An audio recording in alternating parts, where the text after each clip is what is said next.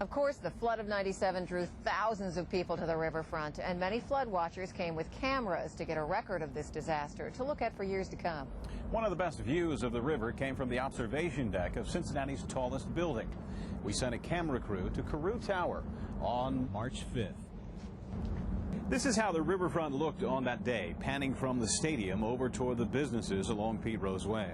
Now take a look at the river from the same vantage point on Monday the 10th. As you can see, the Ohio River has dropped considerably.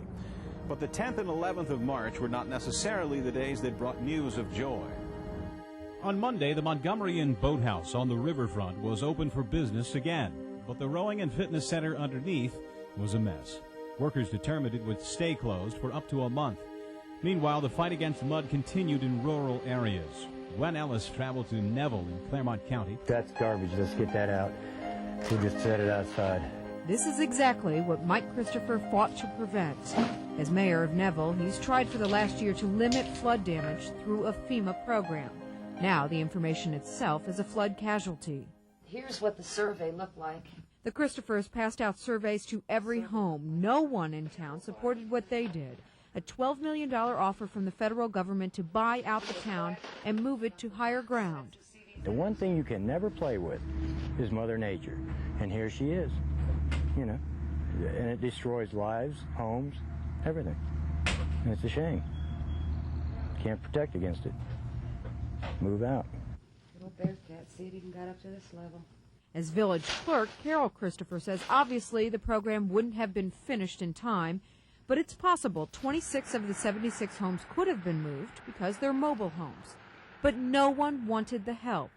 Thomas Arp bought his place for the history, and he says that can't be relocated. This house has been through the 37 flood and 1911 floods. We got pictures of it being through the floods. So the house is never going to go nowhere, and we got faith in it. As they load up for the second day, the Christophers know this historic village isn't going anywhere. Now they just hope the residents will accept some help before the water washes more of Neville away. In Lawrenceburg, Indiana, Cheryl Case traveled to a strip mall that was badly damaged by the floodwaters. Waterlogged and defeated, sandbags that fought so hard to stave off the rising waters are now just one more thing to trash. It was this high. These doors were buckling, but they kept it out with the sandbags. Fire department shut them down. It was a valiant effort, though.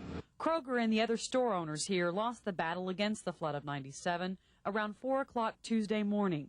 The strip mall, surrounded by higher ground, filled like a basin. Now everything must go. For what the water didn't take, the stench will. We're going to take everything out of it because we don't want anything that had any water near it. Everything will be gone. The entire store, including the floor and the ceiling, will be gone. Kroger will rebuild, and soon. So, in other words, it has to be off.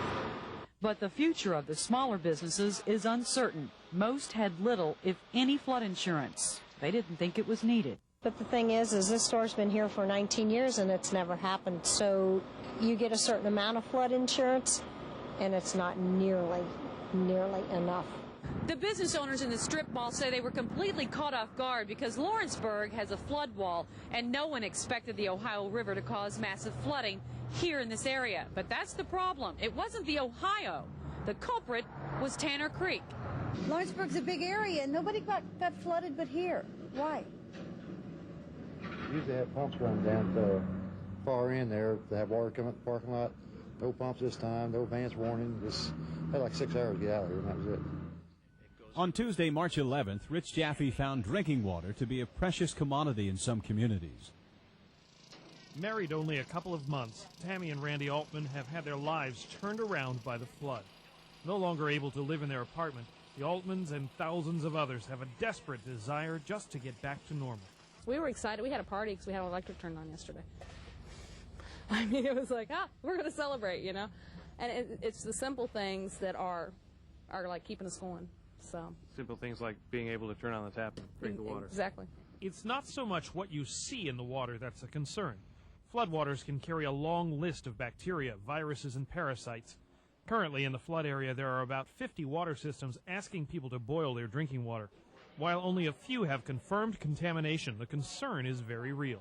We are asking that they observe the boil advisory and boil all water before drinking it, or drink bottled water or water that's been emergency disinfected, with chlorine bleach or something. We've been requiring the restaurants to not serve drinking water until such time as the boil advisory is being lifted. The pumps here in New Richmond are actually built to sustain the 100-year flood level. This time the water only got to about here, so the pumps themselves never really got into the contaminated water.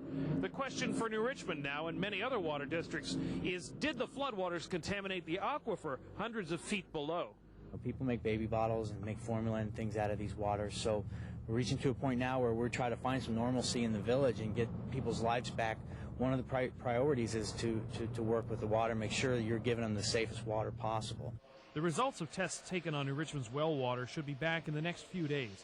They hope to lift the advisory here on Friday. Fire departments have done their share of rescuing during the flood of '97, but Dave Burchell found the volunteer fire department in Silver Grove, Kentucky, in need of help. Dayton, Kentucky firefighters are making runs in Silver Grove today. See, we had cylinders in here. For example, this is our storage rack. Even part of the rack's gone. It floated out. The Silver Grove Volunteer Fire Department is still counting up its losses in the flood of '97. A water line on a fire station window points to the depth of the problems this department now faces. Insurance adjusters were tallying it up today. This is where we had a lot of electronic equipment, our pagers and stuff. But insurance may not cover the replacement of costly, state-mandated training materials. It is very important that we have the equipment that they require us to have. Like we lost a lot of communications equipment, all this stuff is stored. We lost some of it out here in the field. Just guys working come off their hip. They never knew it. I mean, it's gone. The department's entire training and administration building was flooded. Donations are already coming in. This is the kind of thing that's going to get us back in shape. And they called me the other day and asked if we needed help, and there's a check for $500. In the weeks ahead, the Silver Grove Fire Department will be starting over. We're going to have a fish fry this Friday, and they're jokingly saying they're going to have a special on mud cat and carp. Seafood was no laughing matter here in Covington. Cheryl Case has the story of a fledgling shrimp farm literally washed away by the flood of '97. It's a cruel twist of fate. If everything needed to keep the Bluegrass Shrimp Company afloat is also responsible for its demise. You just got to take the bitter with the sweet and go on, I guess. Oh, I know. Today, the Covington Freshwater Shrimp Farm is all washed up thanks to the Licking River. The water, now receding, all but swallowed the barn where tens of thousands of shrimp larvae prepared to hatch. Now there will be no baby shrimp to plant for the June crop. It was a different story last October. The farm harvested 700 pounds of shrimp, quite a feat for a farm barely 3 years old.